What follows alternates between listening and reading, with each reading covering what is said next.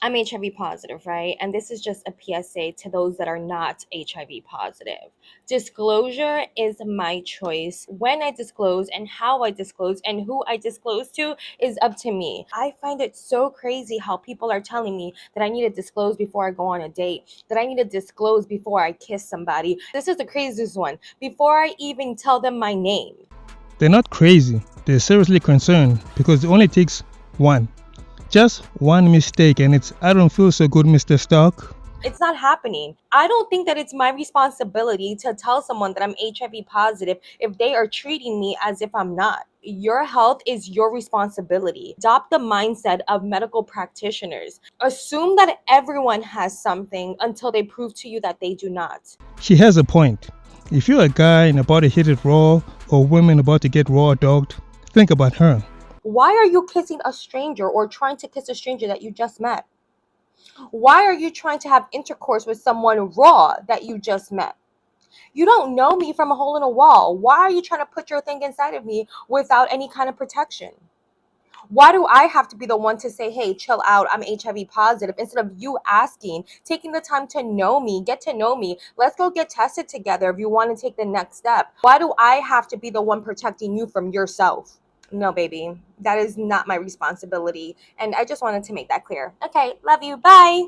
Do you see what rejection looks like? This is what we call trauma.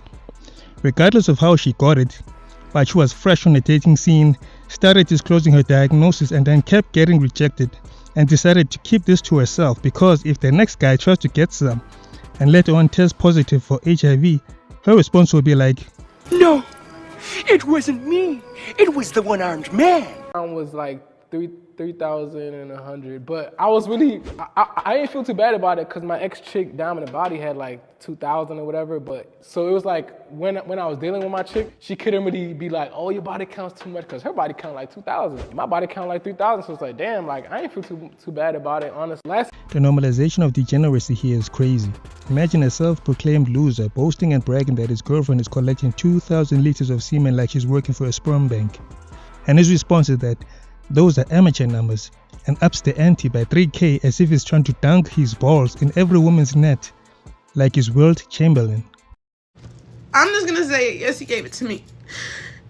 It's devastating to have to come on here and share that whenever I was 19 years old, Gucci third leg burned me with HSV2. And he told me that he was going to send me his test results, and he never did. And it saddens me to hear that he's done this to so many girls, and there's girls with so many similar stories to me, and they're so young as well. He is preying on the young, he is preying on the new, and I'm so sorry for not saying this 7 months ago. I was scared, and I was making so much money. Instead of volunteering in the soup kitchen or animal shelter or spending time at a retirement home for the elderly, this 19-year-old decides to enter the adult film industry by selling her soul and body for $10 a month to sleep with a guy who infected 3,000 people.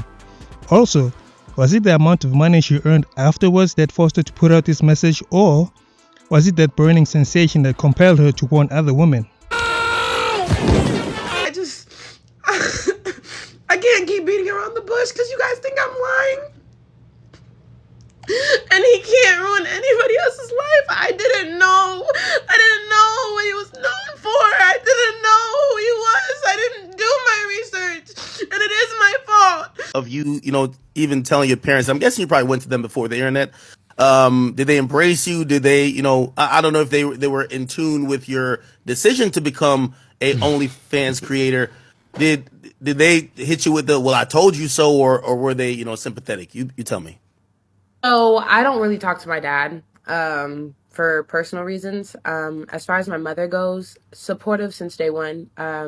She's really the reason why I'm still here today, because anybody that... Why are you guys saying of course? Suicidal tendencies that come after. So she has been my number one supporter. Even before I caught HSV, it didn't matter what I was going through. She was there to support me. So I definitely... can say that my mom has been there. She didn't want me to do OF.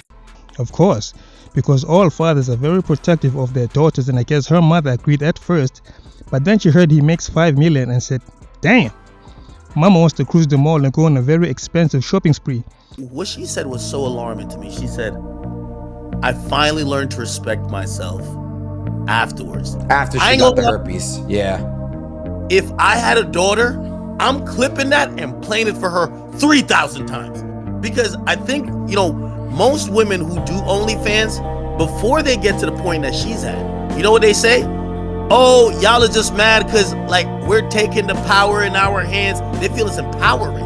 Correct. Right? Correct. So they're not thinking about the health risk. They're not thinking about how society views them until a moment like this. And I think that's the sad part, bro. What are you positive for? What is that?